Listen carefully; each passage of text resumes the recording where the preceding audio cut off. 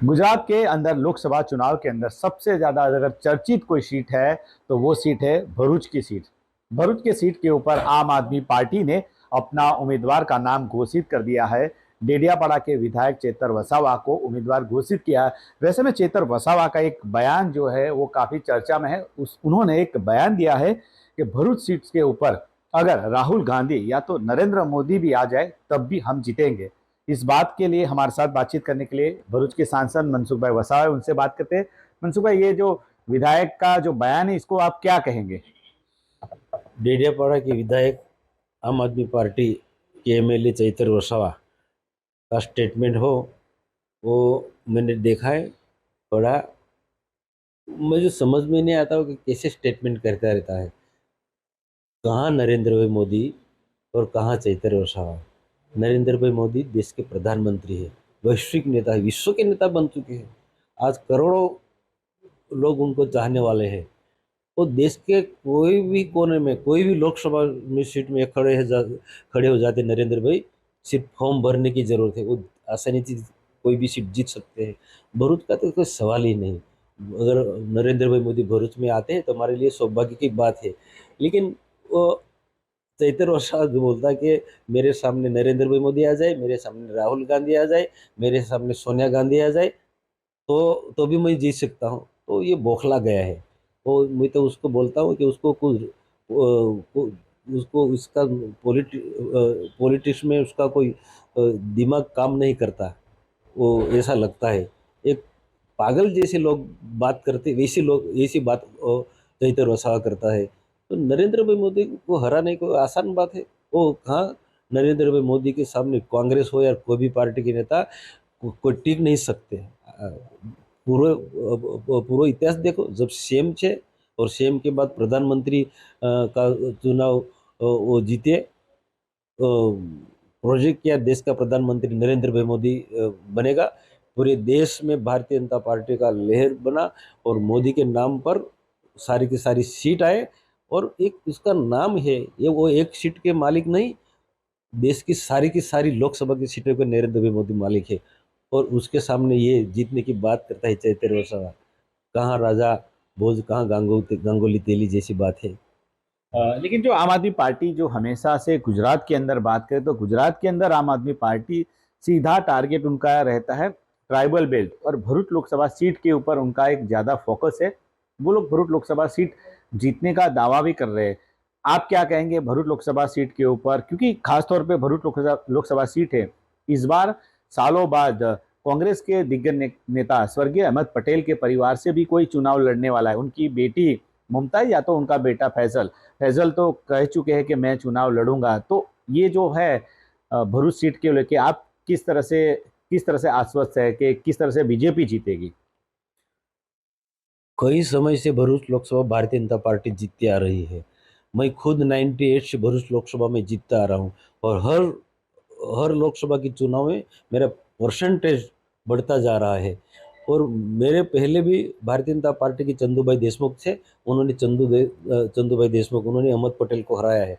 और अहमद पटेल को हारने के बाद जितने जितने उम्मीदवार हमारे सामने आए भाजपा के सामने, सारे के सारे लोग भारी वो क्या बताऊँ कि बिल्कुल लास्ट स्टेज पर हमने उनको धकेल दिया है।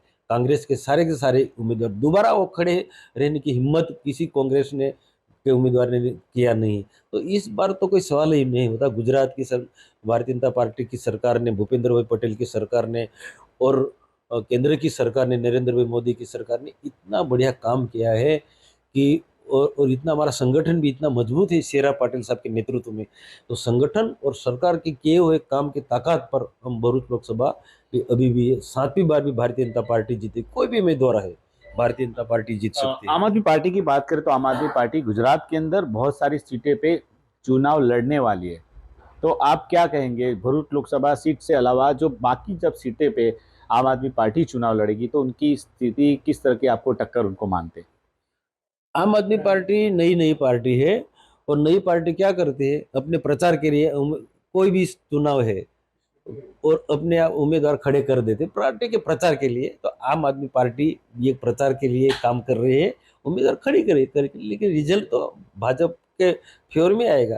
पहले भी भारतीय जनता पार्टी की 26 से 26 सीट भाजपा की थी, और इस बार दावा के साथ मैं कहता हूँ कि 26 से 26 सीट भारतीय जनता पार्टी की लोकसभा सीट भाजपा जीतेगी। और आम आदमी पार्टी हो या चैतर वसा हो कि कांग्रेस, कोई भी उम्मीदवार हो, तो भाजपा के सामने कोई टिकने वाला नहीं है। आम आदमी पार्टी कौन से नंबर पे आएगी गुजरात के चुनाव के अंदर और भरूच सीट के अंदर, क्या स्थिति उनकी आएगी, आप क्या मानते हैं? नंबर की बात नहीं करता हूँ, और डिपॉजिट जाएगी उनकी, कोई 26 सीट में डिपॉजिट जाएगी, मैं दावा के साथ कहता हूँ। वो विधानसभा के चुनाव में उनके जो नेता कैसे बड़ी बड़ी बात करके विधानसभा में हमारी सीट स्पष्ट बहुमति आएगी, हम गुजरात सरकार बनाएंगे, ये दावा करने वाले लोग 5 सीट ला कर बैठ गए।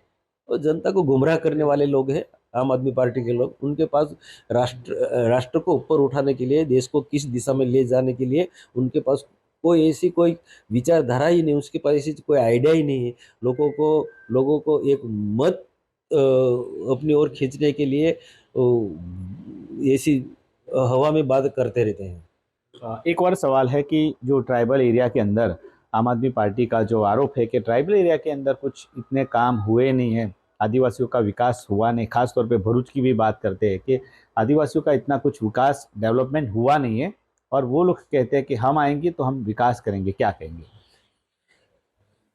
पूरे देश और पूरे गुजरात में आदिवासियों का जो काम हुआ है वो भाजपा के शासन में हुआ है। नरेंद्र भाई मोदी जब गुजरात के मुख्यमंत्री थे, तो उसी समय जो हमने काम किया है ट्राइबल बेल्ट में, वो आज तक किसी ने काम नहीं किया।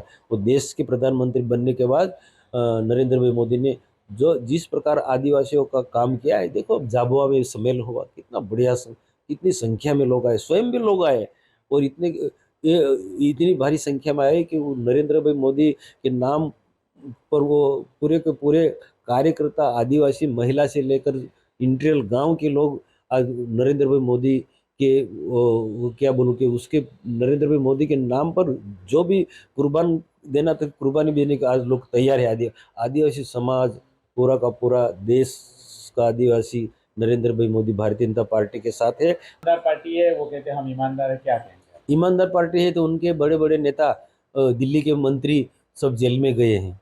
वो कैसी पार्टी मानेंगे? तो जनता को देखना चाहिए, जनता जानती है।